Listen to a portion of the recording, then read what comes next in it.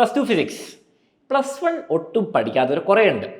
ഈ +1 പഠിക്കാത്ത കുട്ടിക്ക് +2 ഫിസിക്സ് പ്രശ്നമാവോ, അല്ലെ മൊത്തം പഠിച്ചിട്ട് ഇനി +2ലേക്ക് തുടങ്ങണം? ഇപ്പോൾ നമുക്കറിയാലോ, നമ്മളും +1 ഫിസിക്സ് കുറേ പഠിച്ചിട്ടൊന്നുമില്ല. ഇല്ല. അപ്പം അത് നമ്മൾ +1 പൊതുവെ ടീച്ചേഴ്സും നമ്മളൊക്കെ പറയും +1 പഠിച്ചിട്ടില്ലെങ്കിൽ +2 വർഷം. പക്ഷെ ആക്ച്വലി അത് കള്ളത്തരാണ്. +2 ഫിസിക്സിൽ പഠിക്കാൻ വേണ്ടിയിട്ട് +1 ഫിസിക്സിൽ ഭയങ്കര നോളജ് ഒന്നും വേണ്ട. ഒബ്വിയസ്ലി കുറച്ച് ബേസിക് കാര്യങ്ങൾ അറിഞ്ഞാൽ നന്നായിരിക്കും എന്നല്ലാതെ അത് ആക്ച്വലി വലിയ കണക്റ്റഡ് അല്ല. അപ്പോൾ അങ്ങനെ ഒരു പേടി ഉണ്ടെങ്കിൽ പേടിക്കേണ്ട ആവശ്യമില്ല. ഓൾറെഡി പഠിച്ചവരാണെങ്കിൽ ചെറിയൊരു അഡ്വാൻറ്റേജ് ഉണ്ടാവും. ഇനിയിപ്പോൾ +1 ഫിസിക്സ് മോശമായി പോയാലും ഇനി +2 തകർക്കാൻ ചാൻസ് ഉണ്ട് അല്ലേ? നല്ല ചാൻസ് ഉണ്ട്. ഒരു രീതിയിലും ഡയറക്റ്റ് കണക്ഷൻ ഇല്ല. അപ്പോൾ +2 ഫ്രം ബ്ലാങ്ക് സ്ലേറ്റ് പഠിച്ചുകൊണ്ട് തുടങ്ങാം, ഒരു കുഴപ്പമില്ല. +1 ഇത് കാണുന്ന കുട്ടി ഉണ്ടെങ്കിൽ നിങ്ങളിപ്പോൾ പഠിച്ചോ, അല്ലെ മാർക്ക് കുറയും. +1 +2 ചാപ്റ്റേഴ്സ് കമ്പയർ ചെയ്യുമ്പോൾ ഡിഫറൻസ് ഉണ്ടോ? എന്താണ് ഡിഫറൻസ്? നല്ല ഡിഫറൻസ് ഉണ്ട്. ഓക്കെ. അതുകൊണ്ട് തന്നെയാണ് +1 പഠിക്കേണ്ട ആവശ്യമില്ല എന്ന് ഞാൻ പറഞ്ഞത്. പഠിക്കേണ്ട ആവശ്യമില്ല എന്നല്ല. അപ്പം ചാപ്റ്റേഴ്സിന് ഡിഫറൻസ് എന്ന് പറഞ്ഞാൽ +1 കൂടുതൽ ഇപ്പോൾ നമ്മൾ നോക്കുകയാണ് മെക്കാനിക്സ്, റിയൽ ലൈഫ് കാര്യങ്ങൾ, ഇപ്പോൾ ഗ്രാവിറ്റേഷൻ, ലോസ് ഓഫ് മോഷൻ, എല്ലാം അങ്ങനെ സിമ്പിൾ കാര്യങ്ങൾ. പിന്നെ അവസാനത്തേക്ക് ഫ്ലൂയിഡ്സും ഓസിലേഷനും ഒക്കെ ആക്ച്വൽ സാധനങ്ങൾ വെച്ചിട്ടുള്ള കാര്യങ്ങളാണ്. +2 എത്തുമ്പോൾ അങ്ങനെ ഒന്നും ഉണ്ടാവില്ല. ആദ്യത്തെ കുറേ സെറ്റ് ഇലക്ട്രിസിറ്റി മാഗ്നറ്റിസം ആയിരിക്കും. പിന്നെ വരാൻ പോകുന്ന ഒപ്റ്റിക്സ് ആയിരിക്കും. പിന്നെ അവസാനത്തേക്ക് സെമി കണ്ടക്ടേഴ്സും, പിന്നെ ഇടയിൽ ഒരു മോഡേൺ ഫിസിക്സ് വരുന്നുണ്ട്. ഈ ആറ്റംസ് മൊത്തത്തിൽ നോക്കുകയാണെങ്കിൽ നമുക്ക് ആക്ച്വലി നമ്മൾ റിയൽ ലൈഫിൽ ഉപയോഗിക്കുന്ന സാധനങ്ങൾ വെച്ചിട്ടുള്ള ഫിസിക്സ് അല്ല. ഇലക്ട്രിസിറ്റി മാഗ്നറ്റിക്സ് ഒക്കെ എല്ലാം തിയററ്റിക്കലാണ്. അപ്പോൾ അതുകൊണ്ട് തന്നെ കുറച്ച് ബോറിംഗ് ആയിരിക്കും. കുറേ ഇക്വേഷൻ ബേസ്ഡ് ആയിരിക്കും. നമുക്ക് കുറേ ഇമാജിൻ ചെയ്യാനുള്ള സ്കോപ്പ് ഒന്നുമില്ല. മറ്റേത് ലോസ് ഓഫ് മോഷനിലൊക്കെ ഇമാജിൻ ചെയ്യാൻ സ്കോപ്പ് ആരും ചെയ്യാറൊന്നുമില്ല. പക്ഷേ ഇമാജിൻ ചെയ്യാനുള്ള സ്കോപ്പ് എങ്കിലും ഉണ്ടായിരുന്നു, വെറുതെ വേണമെങ്കിൽ തന്നെ. ഇവിടെ അങ്ങനത്തെ ഒന്നും ഉണ്ടാവില്ല. അപ്പോൾ എല്ലാം ഇക്വേഷൻ ആയതുകൊണ്ട് ബോറിംഗ് എന്ന് പറഞ്ഞാൽ കുറച്ച് ബോറിംഗ് ആയിരിക്കും. പിന്നെ ക്ലാസ് നമ്മൾ ഇൻട്രസ്റ്റിംഗ് ഒക്കെ ആക്കാൻ നോക്കും. പക്ഷെ എന്നാലും കാണാൻ പറ്റുന്ന സാധനങ്ങളാകുമ്പോൾ ഒരു ലിമിറ്റ് ഉണ്ടല്ലേ? കുറച്ച് ബോറിംഗ് ആണ്. അത് കുറച്ച് ടഫും കൂടിയാണ്, കുറച്ചും കൂടി ടഫാണ്. ഈ എല്ലാവരും പറയും ഫിസിക്സ് ഒക്കെ കോൺസെപ്റ്റ് മനസ്സിലാക്കി പഠിക്കണം. ഈ കോൺസെപ്റ്റ് ഒക്കെ ശരിക്കും മനസ്സിലാക്കി പഠിക്കേണ്ട ആവശ്യമുണ്ടോ? ഓണസ്റ്റ്ലി പറയുകയാണെങ്കിൽ ഇപ്പോൾ കഴിഞ്ഞ 2 വർഷം മുമ്പ് വരെയൊക്കെ ആണെങ്കിൽ എക്സാമിൽ മാർക്ക് കിട്ടാൻ വേണ്ടിയിട്ട് ഈ ഭയങ്കര കോൺസെപ്റ്റ് അറിഞ്ഞ് പഠിക്കേണ്ട ആവശ്യമൊന്നുമില്ലായിരുന്നു. അങ്ങനെ പഠിക്കുക, PYQ പ്രാക്ടീസ് ചെയ്യുക, ഡെഫിനേഷൻ പഠിക്കുക, ഡെറിവേഷൻ പഠിക്കുക, പോയി എഴുതുന്നവർക്ക് ആർക്കും 90% മുകളിൽ കിട്ടുമായിരുന്നു. പക്ഷേ ഇപ്പോഴത്തെ ഒരു ലെവൽ പ്രകാരം, അത് കഴിഞ്ഞ വർഷം മുതൽ നമ്മൾ നോക്കുകയാണെങ്കിൽ, ക്രിസ്മസ് എക്സാം പബ്ലിക്കൊക്കെ നോക്കുകയാണെങ്കിൽ, ആ സംഭവം വെച്ചിട്ട് കോൺസെപ്റ്റ് ഇങ്ങനെ ഇതൊന്നും ഇല്ലാതെ വേണമെങ്കിൽ ഒരു 80% ഒക്കെ വേണമെങ്കിൽ കിട്ടാം. പക്ഷെ അതിൻ്റെ മുകളിലേക്ക് പോകണമെങ്കിൽ ആ കോൺസെപ്റ്റ് എന്താണെന്നും അതിൻ്റെ ഫണ്ടമെൻ്റൽ കാര്യം ഉണ്ടാവില്ല. ഇപ്പോൾ ലോസ് ഓഫ് മോഷനിൽ F=ma എന്ന് പറഞ്ഞാൽ അതിൻ്റെ ഒരു അർത്ഥം ഉണ്ടല്ലോ. അർത്ഥം മനസ്സിലാക്കി അതിൻ്റെ കോൺസിക്വൻസ് മനസ്സിലാക്കുന്ന ആൾക്ക് അതിന് മുകളിലെത്താൻ പറ്റും. അപ്പോൾ എനിക്ക് പറയാനുള്ള കാരണം ചിലപ്പോൾ കഴിഞ്ഞ വർഷം നമ്മൾ +2 ഫിസിക്സിൽ ഒരു ഡെറിവേഷൻ വന്നിട്ടുണ്ടായിരുന്നു. സാധാരണ എല്ലാവരും ബൈ ഹാർട്ട് പിടിച്ചിട്ടുണ്ട്. ഗ്ലാസ് ലാബിൻ്റെ കോൺട്രവേഴ്സി ഒന്നുമില്ല, വെറുതെ. അപ്പോൾ ആ ഡെറിവേഷൻ വന്നിട്ടുണ്ടായിരുന്നു. സാധാരണ എന്താ ചോദിക്കുകയെന്ന് വെച്ചാൽ ഒരു ഗ്ലാസ് ലാബ് ഉപയോഗിച്ചിട്ട് ഒരു പ്രിസം ഉപയോഗിച്ചിട്ട് ഗ്ലാസിൻ്റെ റിഫ്രാക്റ്റീവ് ഇൻഡെക്സിൻ്റെ ഇക്വേഷൻ എത്താൻ വേണ്ടി ഡിറൈവ് ചെയ്യാൻ വേണ്ടിയിട്ടാണ് ചോദിക്കുക. അപ്പോൾ എല്ലാവരും ആ ഡെറിവേഷൻ കറക്റ്റായിട്ട് ചെയ്ത് വെക്കും. ഇപ്രാവശ്യം ചോദിച്ചതെന്ന് വെച്ചാൽ അതിനിടയിലൊരു ഇക്വേഷൻ ഉണ്ട്. ഡെറിവേഷൻ ചെയ്ത് വരുമ്പോൾ ഇടയിൽ ഇക്വേഷൻ ഉണ്ട്. ആ ഇക്വേഷനിലേക്ക് എത്താൻ വേണ്ടി ഞാൻ പറഞ്ഞത്. അത് ആ ഇക്വേഷൻ എഴുതിയിട്ടൊന്നുമില്ല. പക്ഷേ കുട്ടികൾക്ക് അതിന്റെ ലാസ്റ്റ് വരെ എത്താൻ അറിയാം, പക്ഷെ പകുതിക്ക് നിർത്തണമായിരുന്നു. അവിടെ ഉള്ളവരാണ് ചോദിച്ചിരിക്കുന്നത്. അതും ജസ്റ്റ് ഇക്വേഷൻ എഴുതുന്നതിന് പകരം അതിന്റെ ഒരു I=2 എന്ന് പറഞ്ഞിട്ടുള്ളതിന് ആംഗിൾ ഓഫ് ഇൻസിഡൻസ് = അത് കാണിക്കാൻ പറഞ്ഞു. എന്താ പറ്റിയെന്ന് വെച്ചാൽ ഈ സ്റ്റെപ്പുകളൊന്നും മനസ്സിലാക്കാതെ പഠിച്ച കുട്ടിക്ക് ഒരിക്കലും അറിയില്ല അങ്ങനെ സാധനം ഉണ്ട് അവിടെ. പക്ഷെ ആ സ്റ്റെപ്പുകൾ ഓരോന്നും നെക്സ്റ്റിലേക്ക് എന്താണ് അതിന്റെ ലോജിക് എന്ന് മനസ്സിലാക്കി, കോൺസെപ്റ്റ് അല്ലെ, അത് മനസ്സിലാക്കി പഠിച്ച ഒരാൾക്ക് അറിയാം ഇതാണ് സാധനം. ബൈ ഹാർട്ട് ചെയ്ത് പോയിട്ട് ഞാൻ മൊത്തം എഴുതാൻ റെഡി, പക്ഷെ നടുക്കിൽ ഇതാണെന്ന് ആർക്കും അറിയില്ലല്ലോ. അതാണെന്നുള്ള കാര്യം അറിയില്ല.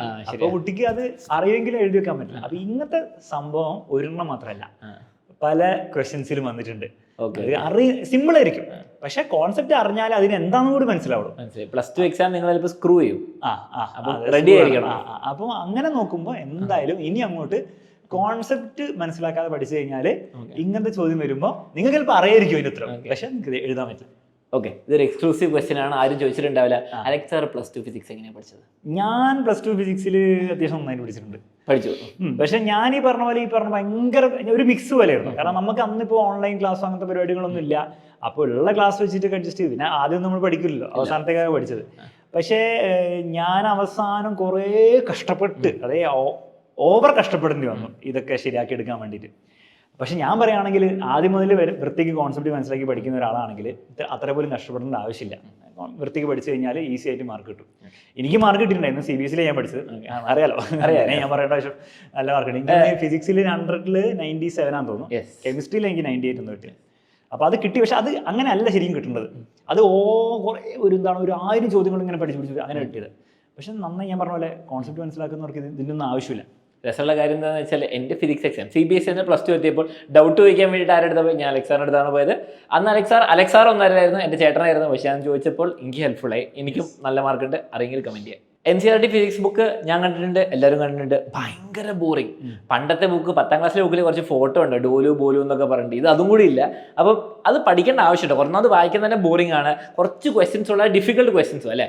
ഇതൊക്കെ ചെയ്യേണ്ട ആവശ്യമുണ്ടോ? ഓക്കെ, അപ്പം ഞാൻ പഠിച്ച സമയത്തുള്ള കാര്യം, ഞാൻ ആ NCERT ടെക്സ്റ്റ് ബുക്ക് ഒന്ന് തൊട്ടിട്ടില്ല. സെയിം തൊട്ടില്ല. പക്ഷേ ഞാനിപ്പോൾ പറയുകയാണെങ്കിൽ, ഞാൻ പഠിപ്പിക്കാൻ തുടങ്ങിയ ശേഷം ഞാൻ പറയുകയാണെങ്കിൽ അതങ്ങനെ ചെയ്യാൻ പാടില്ലായിരുന്നു. കാരണം അത് അന്ന് കുറച്ച് നോക്കിയിരുന്നെങ്കിൽ എൻ്റെ മൊത്തം പ്രോസസ്സ് മാർക്ക് ചിലപ്പോൾ കൂടുതലും കിട്ടുന്നില്ല, പക്ഷെ എൻ്റെ പണി കുറച്ചുകൂടി സിമ്പിളായി കിട്ടിയാണ് അന്ന് നോക്കിയിരുന്നെങ്കിൽ. ഇനി ഇപ്പോഴത്തെ കുട്ടികളോട് പറയാനുള്ള അഡ്വൈസ്, നിങ്ങൾ ചാടി കയറി NCERT ടെക്സ്റ്റ് ബുക്ക് എടുത്ത് നോക്കിയിട്ട് ഒരു കാര്യമില്ല. ബുദ്ധിമുട്ട് മനസ്സിലാവില്ല, നമുക്കൊന്നും മനസ്സിലാക്കാം. അത്രയും ഡിഫിക്കൽട്ട് ആയിട്ടുള്ള ഇംഗ്ലീഷും ഭാഷയുടെ പ്രയോഗമാണ് അവർ ഉപയോഗിച്ചിരിക്കുന്നത്. ഇംഗ്ലീഷ് മാത്രം നോക്കാൻ ടഫാണ്, അത് എക്സ്പ്ലെയിൻ ചെയ്യാൻ നോക്കിയത് അതിലും ടഫാണ്. ശരി, അപ്പോൾ ഒന്നും നടക്കില്ല. അപ്പോൾ എന്താ ചെയ്യേണ്ടതെന്ന് വെച്ചാൽ, ആദ്യം നിങ്ങൾ ക്ലാസ്സിൽ വന്നിരിക്കുക. അപ്പം നമ്മുടെ ഉയര ബാച്ച് ആണെങ്കിലും സ്കൂളിലെ ക്ലാസ് എവിടെയാണോ കോൺസെപ്റ്റ് മനസ്സിലാവുന്ന ഒരു ക്ലാസ് ഉണ്ടാവുക, അത് കൃത്യമായിട്ട് വന്നിരിക്കും. ഉയര ബാച്ചൊക്കെയാണ് നമ്മൾ NCERT വായിച്ച് അരച്ച് കലക്കിയിട്ടാണ് നമ്മൾ ക്ലാസ് എടുക്കാൻ വരിക. അപ്പോൾ നമുക്ക് അറിയാം അങ്ങനെ പഠിപ്പിക്കണം, നമ്മൾ പഠിപ്പിച്ച് നിങ്ങൾ മനസ്സിലാക്കി തരും. അതിനുശേഷം നമ്മുടെ വേറെ കുറേ കാര്യങ്ങളുണ്ട്. വർക്ക്ഷീറ്റിലെ ക്വസ്റ്റ്യൻസ് ചെയ്യണം, PYQ ചെയ്യണം. പിന്നെ നമ്മൾ NCERT മാർക്ക് ചെയ്ത് തരുന്ന ക്വസ്റ്റ്യൻസ് ഉണ്ട്. എല്ലാം കഷ്ടപ്പെട്ട് ചെയ്യേണ്ടത് ഇത് ചെയ്താൽ മതി. ആദ്യം ഫിസിക്സ് ഒരിക്കലും NCERT എല്ലാ ക്വസ്റ്റ്യൻ ചെയ്യാൻ പോകരുത്.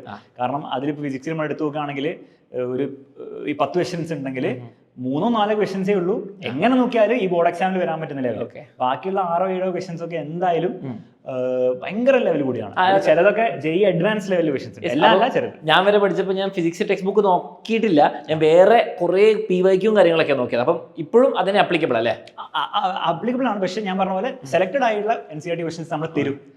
അലക്സാർ ബാച്ചിൽ കൊടുക്കും. അലക്സാർ മാത്രമല്ല, നമ്മുടെ ബാച്ചിൽ എല്ലാ സബ്ജക്റ്റിലും ഉണ്ട്. അതെ, എല്ലാവരും തരും. അതിന് ആൻസർ ഉണ്ടാവും, അത് മാത്രം ചെയ്താൽ മതി. പക്ഷെ അത് ചെയ്യണം, അത് ഇമ്പോർട്ടൻ്റ് ആണ്. ബാക്കിയുള്ളത് എൻട്രൻസിനൊക്കെ പ്രിപ്പയർ ചെയ്യുന്നവർക്ക്, നീറ്റിലുള്ളവർക്കാണെങ്കിൽ ബാക്കിയുള്ള ക്വസ്റ്റൻസ് ചെയ്യാം, JEE-ക്കാണെങ്കിലും ബാക്കിയുള്ള ക്വസ്റ്റൻസ് ചെയ്യാം, യൂസ്ഫുൾ ആയിരിക്കും. അപ്പം പോയിന്റ് ബി, ഇതൊക്കെ ചെയ്ത് കഴിഞ്ഞിട്ട്, അപ്പോൾ അത്ര ആയില്ല, പിന്നെ എക്സാമിൻ്റെ ബുക്കും കാര്യങ്ങളൊക്കെ ചെയ്ത് കഴിഞ്ഞിട്ട് അപ്പോൾ ഒരു ഐഡിയ കിട്ടുമോ ചാപ്റ്ററിനെ പറ്റിയിട്ട്. എന്നിട്ട് വേണമെങ്കിൽ എന്ത് ചെയ്യാം, വേണമെങ്കിലല്ല, എന്നിട്ട് നിങ്ങളൊരു 95 മുകളിലൊക്കെ നിങ്ങൾ എക്സ്പെക്ട് ചെയ്യുന്ന കുട്ടിയാണെങ്കിൽ നിങ്ങൾ ഒരു പ്രാവശ്യമെങ്കിലും NCERT വായിക്കാം. ഇത്രയും ചെയ്ത് കഴിഞ്ഞിട്ട് വായിക്കുമ്പോൾ അതിൽ എല്ലാം ഒന്നും മനസ്സിലായില്ലെങ്കിലും ഒരു 80% മനസ്സിലാവും, അത് മതി. അപ്പോൾ അങ്ങനെയാണെങ്കിൽ ഗുണമുണ്ടാവും. അപ്പോൾ ഇതാണ് അതിൻ്റെ ഒരു പ്രോസസ്സ്. +2 ഫിസിക്സിൽ ഏറ്റവും കൂടുതൽ കോമൺ ആയിട്ട് കുട്ടികൾ ചെയ്ത മിസ്റ്റേക്ക് എന്താണ്?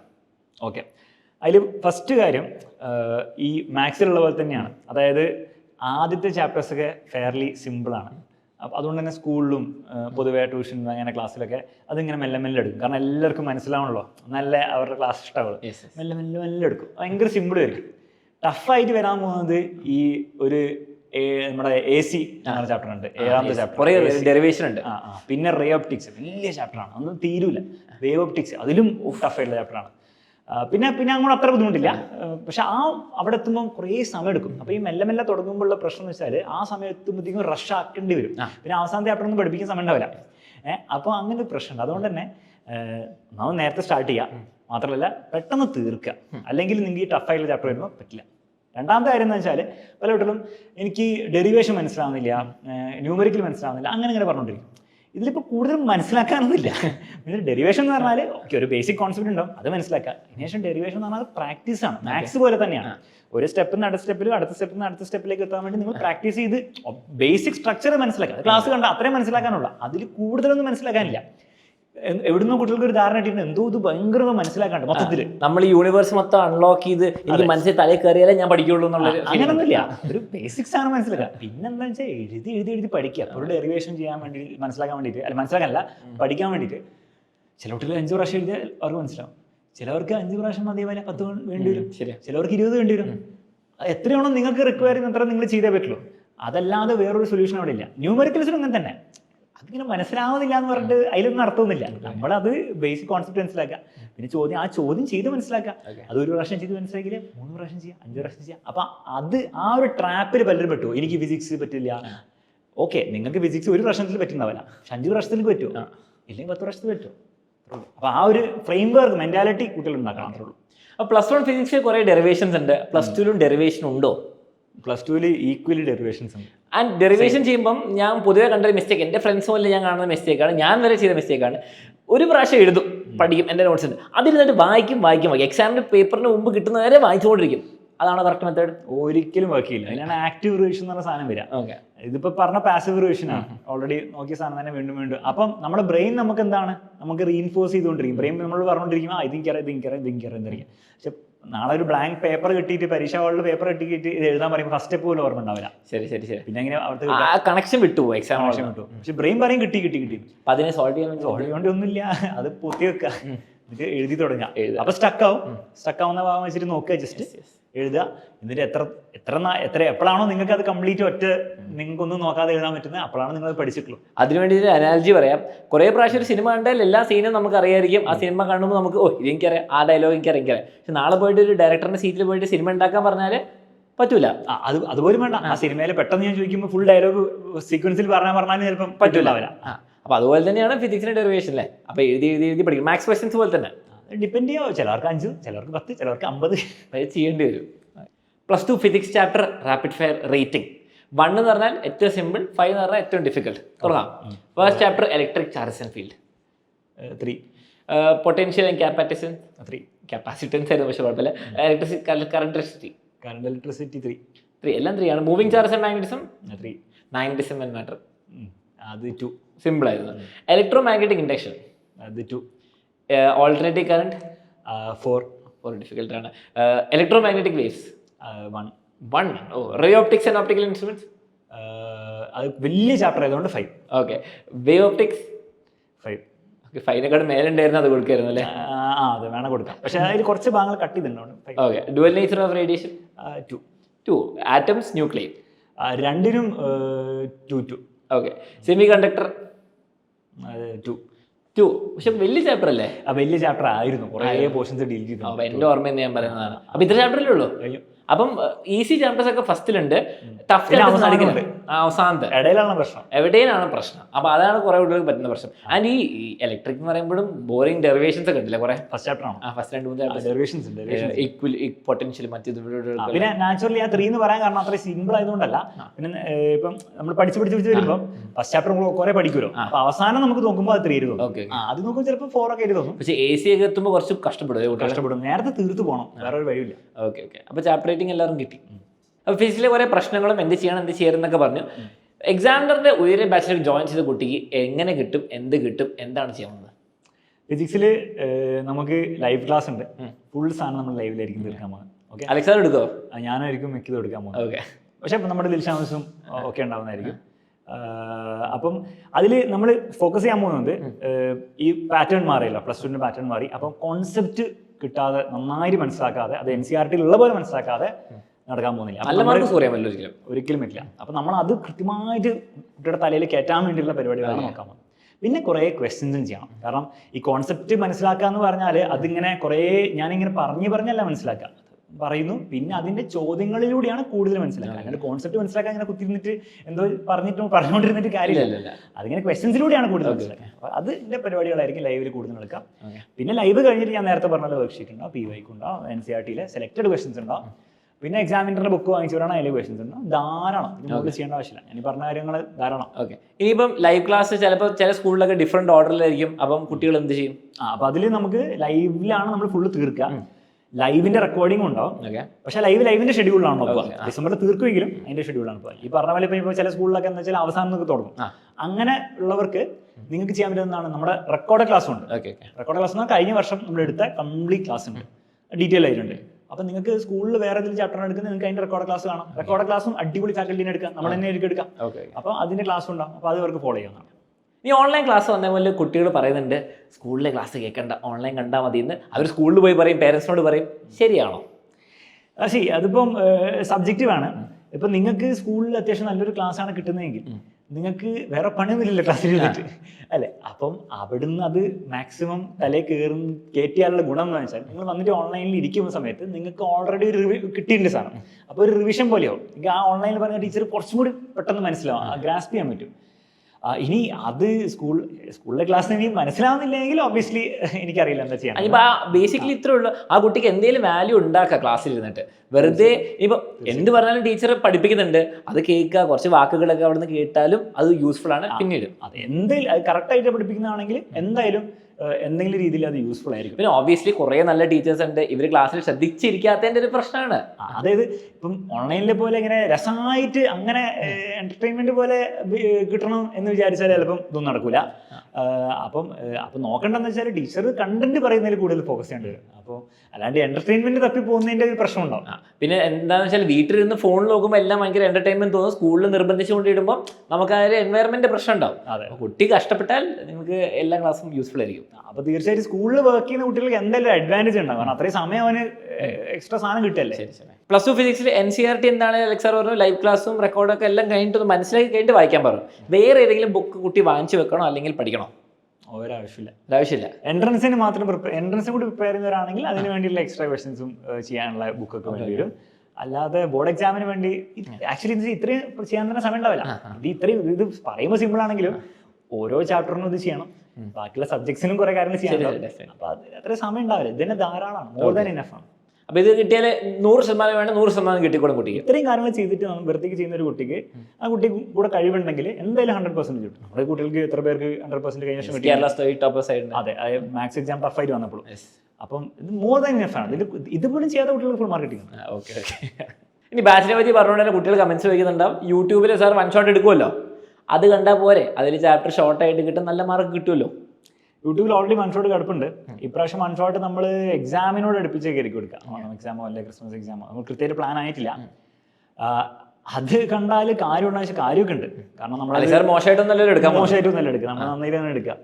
പക്ഷേ അത് കണ്ടിട്ട് എത്ര മാർക്ക് കിട്ടുമെന്ന് ചോദിച്ചു കഴിഞ്ഞാൽ എക്സാം ഈസി ഒക്കെ ആണെങ്കിൽ മേ ബി ഞാൻ നേരത്തെ പറഞ്ഞിട്ടുണ്ടായിരുന്നു 80% ഒക്കെ മാർക്ക് ഈസി ആയിട്ട് കിട്ടും ആണെങ്കിൽ. പക്ഷെ ഈ ലെവലിൽ ഇപ്പോഴത്തെ ലെവലിലാണ് എക്സാം വരുന്നതെങ്കിൽ അത്രയൊന്നും എക്സ്പെക്ട് ചെയ്യാൻ പറ്റില്ല. പിന്നെ യൂട്യൂബിൽ ഗുണം എന്ന് വെച്ചാൽ യൂട്യൂബിൽ നമുക്ക് ഇപ്പോൾ 2 മണിക്കൂറിൽ 1 ഷോട്ട് പറയുന്ന സമയത്ത് കുട്ടിക്ക് എന്താണ് പെട്ടെന്ന് സാധനം കിട്ടും. അപ്പോൾ അതിൽ 2 രീതിയിൽ യൂസ് ചെയ്യാം. ഒന്നും പഠിക്കാത്ത ഒരാൾക്ക് ആ ചാപ്റ്ററിൽ മൊത്തം ബേസിക് സാധനങ്ങൾ കിട്ടാൻ വേണ്ടി, കോൺസെപ്റ്റ് ഒരു സിനിമയിൽ ട്രെയിലറൊക്കെ പോലെ ആദ്യം ഒന്ന് മനസ്സിലാക്കി വരാൻ വേണ്ടിയിട്ട് നല്ലൊരു സ്റ്റാർട്ടിംഗ് പോയിന്റ് ആണ്. എന്നിട്ട് കൂടുതൽ പഠിക്കാം. ഒന്നും പഠിക്കാത്തവർക്കൊക്കെ. ഓൾറെഡി പഠിച്ചവർക്കാണെങ്കിൽ നല്ല റിവിഷൻ ആയിരിക്കും.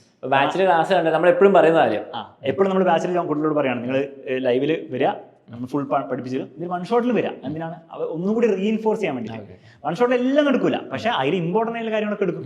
അപ്പം ഇപ്പോൾ 2 മണിക്കൂറിൽ ആ കുട്ടിക്ക് എന്ത് ചെയ്യുന്നുണ്ടാവും, ആ ചാപ്റ്ററിലെ ഒരു 80% കിട്ടുന്നുണ്ടാവും. പക്ഷെ ബാക്കിയുള്ള 20% കവർ ചെയ്യാൻ വേണ്ടി ചിലപ്പോൾ വീണ്ടും 2 മണിക്കൂർ എടുക്കേണ്ടി വരും. അതാണ് അതിൻ്റെ ഒരു മാത്തമാറ്റിക്സ് വരുന്നത്. അപ്പോൾ ഒബ്വിയസ്ലി യൂസ്ഫുൾ ആണ്. +2 ഫിസിക്സിലെ ലാസ്റ്റ് ക്വസ്റ്റ്യൻ ആണ്, നമുക്ക് കുട്ടികളെ നോട്ട്സ് ഉണ്ടാക്കേണ്ട ആവശ്യമുണ്ടോ? വളരെ ഇമ്പോർട്ടൻ്റ് ആണ്. വളരെ ഇമ്പോർട്ടൻ്റ് ആണ്. അതായത് ഒന്നെന്താണെന്ന് വെച്ചാൽ ഇപ്പം നമ്മുടെ ക്ലാസ് എടുക്കുന്ന നോട്ട്സ് നമ്മൾ കൊടുക്കുന്നുണ്ട്, നോട്ട് ഉണ്ടാക്കാത്ത കുട്ടികളുണ്ട് കേട്ടോ. എനിക്ക് തോന്നുന്നു 2 വർഷം മുമ്പ് ഒരു ടോപ്പർ നോട്ട് ഉണ്ടാക്കില്ല എന്ന് പറഞ്ഞു. അപ്പം ചോദിച്ചപ്പോൾ നമ്മുടെ നോട്ട്സ് പ്രിന്റ് എടുത്ത് വെക്കുന്നുണ്ട്. അപ്പോൾ അത് ചെയ്യാം, അതിൽ കുഴപ്പമൊന്നുമില്ല. പക്ഷെ അത് നിങ്ങൾ അത്ര കോൺഫിഡൻ്റ് ആയിരിക്കണം, നിങ്ങൾക്ക് അതിൻ്റെ ഒന്നും ആവശ്യമില്ല എന്നുള്ളത്. കോൺഫിഡൻസിൻ്റെ കുഴപ്പമൊന്നുമില്ല, ഞാൻ നിർബന്ധിക്കില്ല. പക്ഷെ ഓൺ ആൻ ആവറേജ് ഒരു സാധാരണ ഒരു കുട്ടിയാണെങ്കിൽ നിങ്ങൾ ആ നോട്ടുകൾ ഡൗൺലോഡ് ചെയ്തിട്ട് നമ്മുടെ ക്ലാസ്സിൽ നോട്ട് ഡൗൺലോഡ് ചെയ്തിട്ട് സ്വന്തമായിട്ട് നോട്ട് ഉണ്ടാക്കുന്നതായിരിക്കും നല്ലത്. ഒന്ന് അത് വൃത്തിയിൽ നിൽക്കും. മാത്രമല്ല നിങ്ങൾക്ക് എന്തെങ്കിലും ആഡ് ചെയ്യണം തോന്നുകയാണ് അതിലേക്ക് ആഡ് ചെയ്യാം. PDF-ലേക്ക് ആഡ് ചെയ്യാനൊക്കെ ബുദ്ധിമുട്ടായിരിക്കും. ചിലവർക്ക് ഒരു കോൺസെപ്റ്റ് മനസ്സിലാക്കുന്ന എന്തെങ്കിലും രീതിയിലായിരിക്കും. ചിലപ്പോൾ ടീച്ചർ പറഞ്ഞ രീതി ആയിരിക്കില്ല, ചിലപ്പോൾ അവർക്ക് പെട്ടെന്ന് ക്ലിക്ക് ആവുന്നതായിരിക്കും. അത് എഴുതി വെക്കാൻ ഏറ്റവും ബെസ്റ്റ് അല്ലേ? മാത്രമല്ല ഒന്ന് എഴുതുന്ന സമയത്ത് കുറച്ച് റിവിഷൻ ഓൾറെഡി അവിടെ കിട്ടുമല്ലോ. അപ്പോൾ അതും കുറച്ച് സമയം കഴിഞ്ഞിട്ട് എഴുതുന്നതായിരിക്കുന്നല്ലോ. അപ്പോൾ ഞാൻ ഇന്ന് ക്ലാസ് എടുത്തു ഇലക്ട്രിക് ചാർജസ് ആൻഡ് ഫീൽഡ്സിൻ്റെ, ഇന്ന് നോട്ട് ചെയ്തതിന് വരും ഒരു 4-5 ദിവസം കഴിഞ്ഞിട്ട് എഴുതിയാൽ അപ്പോൾ ഗുണം വെച്ചാൽ അപ്പോൾ റിവിഷൻ കിട്ടി. എനിക്ക് സ്കൂളിൽ വരുന്ന മിസ്റ്റേക്ക് എന്താണെന്ന് വെച്ചാൽ ഞാൻ ആക്ച്വലി കുറേ കേട്ടിരിക്കാൻ എനിക്ക് പറ്റൂല. എനിക്ക് അറ്റൻഷൻ ഡെഫിസിറ്റ് ഒന്നല്ല, എനിക്ക് ഇങ്ങനെ സത്യം പറഞ്ഞാൽ കേൾക്കാൻ വയ്യ. എക്സാം സമയത്ത് ഞാൻ പഠിക്കും. അപ്പോൾ ഞാൻ എന്ത് ചെയ്യും, ക്ലാസ്സിൽ ടീച്ചർ നോട്ട് ചെക്ക് ചെയ്യും. അപ്പോൾ ടീച്ചർ എന്താണോ പറയുന്നത് എഴുതും, ബോർഡിൽ എന്താണല്ലോ എഴുതും, കഷ്ടപ്പെട്ട് എഴുതും. പിന്നെ ഒരു ബോധമില്ലാണ്ട് എഴുതുന്നത്. അത് ഞാൻ വീട്ടിൽ വന്ന് നോക്കുമ്പോഴല്ലേ എക്സാം ടൈം നോക്കുമ്പോൾ ഒരു ഓർമ്മ ഉണ്ടാവില്ല, ചിലപ്പോൾ പൊട്ടത്തരം എഴുതി വെച്ചിട്ടുണ്ടാവും. അപ്പോൾ അവിടെയാണ് പ്രശ്നം. അത് നമ്മുടെ ക്ലാസ്സിലും കുറേ കുട്ടികൾ ചെയ്യുന്ന ഒരു മണ്ടത്തരാണ്. ക്ലാസ് എടുക്കുന്ന സമയത്ത് നോട്ട് എഴുതിക്കൊണ്ടിരിക്കും. അത് ഭയങ്കര ഭംഗിയാക്കാൻ നോക്കും. ഒരു കാര്യമില്ല. ഒന്നാമത് ക്ലാസ് എഴുതുമ്പോൾ നോട്ട് എഴുതരുത്. സ്കൂളിൽ ടീച്ചർ പറഞ്ഞ വേണം എഴുതിക്കോ, അതല്ല ഞാൻ പറയുന്നത്. ഓൺലൈൻ ക്ലാസ്സിൽ നമ്മുടെ ക്ലാസ്സിൽ എഴുതരുത്. ക്ലാസ് എടുക്കുമ്പോൾ മനസ്സിലാക്കാൻ നോക്കാം. പെട്ടെന്ന് എന്തെങ്കിലും ക്വസ്റ്റ്യൻസ് ഒക്കെ ചെയ്യാൻ വേണ്ടി അങ്ങനെയുള്ള കാര്യങ്ങൾ എഴുതുക, അല്ലാണ്ട് നോട്ട് എഴുതരുത്. അതായത് കഴിഞ്ഞിട്ട് എഴുതിയാൽ മതി. അത് ഐഡിയലി ഞാൻ ഈ പറഞ്ഞ 4 ദിവസം കഴിഞ്ഞിട്ട് എഴുതാണ് എപ്പോഴും. അപ്പോൾ കുറച്ചുകൂടി റീകളക്ഷൻ വർക്കും ഹെൽപ്പ് ചെയ്യും. ചിലർക്ക് വേറെ പരിപാടി ഉണ്ട്, ആദ്യം റഫ് നോട്ട് എഴുതും, പിന്നെ അതിന്റെ ഭംഗിയുള്ള വേർഷൻ എനിക്കറിയാം ഒരു ബുക്കില് ഹെഡിങ് ഒന്നും ഇല്ലാത്ത മറ്റേ ഇങ്ങനെ സ്കെച്ച് പെന്നൊക്കെ വെച്ചിട്ട് ചെയ്ത് അടിപൊളിയാക്കി. അതൊക്കെ ചെയ്യാൻ നല്ല രസമായിരിക്കും ആദ്യം. ഇപ്പം ഈ ഓരോ സബ്ജക്റ്റിലും അല്ല +2 എന്നുള്ളൊരു വർഷം 5 വർഷത്തിൽ തീർക്കണമെങ്കിൽ അങ്ങനെ തീർക്കാം. മാത്രമല്ല ഇപ്പൊ ആദ്യമൊക്കെ തോന്നും ഭയങ്കര രസമായിട്ട് ചെയ്യാലോ, കാരണം ഈ വർഷം ഞാൻ നന്നാക്കും. അതെ, മാത്രമല്ല ആദ്യം കുറച്ച് ചാപ്റ്റർ പഠിക്കാനുള്ളൂ. മാത്സിൽ 2 ചാപ്റ്റർ പഠിക്കാനുള്ളൂ ആദ്യത്തെ 2 മാസം. പക്ഷേ കുറച്ച് കഴിയുമ്പോൾ മാത്സിൽ എത്ര ചാപ്റ്റർ ആയി? 10 ചാപ്റ്റർ. ഇങ്ങനെ ട്രെയിൻ ഓടുന്ന പോലെ കൊണ്ടുപോകും. അപ്പോൾ നിങ്ങൾ അത് അപ്പൊ ഇങ്ങനത്തെ കുട്ടികളുടെ പ്രശ്നം വെച്ചാൽ അവർ അതിനെ ചെയ്തുകൊണ്ടിരിക്കും, അത് പെർഫെക്റ്റ് ആക്കാൻ നോക്കും. പക്ഷെ ആ സമയത്ത് പഠിക്കുന്നുണ്ടാവില്ല, പഠിക്കാൻ അവിടെ സമയം. അപ്പോൾ ആ പരിപാടി ഒന്നും വേണ്ട. ഇത് ഭംഗിയിൽ നല്ല കാര്യം, നിങ്ങൾ അത് എവിടെയും എഴുതി വെക്കുക. അതിൽ കുറേ കാര്യങ്ങൾ നിങ്ങൾ മനസ്സിലാക്കേണ്ട കാര്യം വെച്ചാൽ അതിൽ കുറേ കാര്യങ്ങൾ ആഡ് ചെയ്യാനുണ്ടാവും ഇനി. അപ്പോൾ അതിനുള്ള സ്ഥലവും വെക്കുക ഒരു ചാപ്റ്റർ. അപ്പം നോട്ട് മേക്കിംഗ് ഒക്കെ നമ്മൾ ചെയ്യും, അതിൻ്റെ സീരീസ് നമ്മൾ ചെയ്യും. കഴിഞ്ഞ വർഷം നമ്മൾ ചെയ്തിട്ടുണ്ടായിരുന്നു, ഈ വർഷം നമ്മൾ ചെയ്യും. അപ്പോൾ അതൊക്കെ മനസ്സിലാക്കി അതിൽ പറഞ്ഞുതരാം. പക്ഷെ നോട്ട് ആവശ്യം. ഓക്കെ, അപ്പോൾ +2 ഫിസിക്സിൻ്റെ കുറേ ക്വസ്റ്റ്യൻസ് ഞാൻ ചോദിച്ചിട്ടുണ്ട്. ഇനി നിങ്ങൾക്ക് എന്തെങ്കിലും ചോദ്യങ്ങൾ ഉണ്ടെങ്കിൽ +1 കഴിഞ്ഞവരായിക്കോട്ടെ +2 കഴിഞ്ഞവരായി ചോദിക്കുക, കമൻസിലിടുക. അടുത്ത സീരീസിൽ ഞാൻ അലക്സാറിനോട് ചോദിക്കും നിങ്ങൾക്ക് വേണ്ടി ഡീകോഡ് ചെയ്യും ഫിസിക്സ്.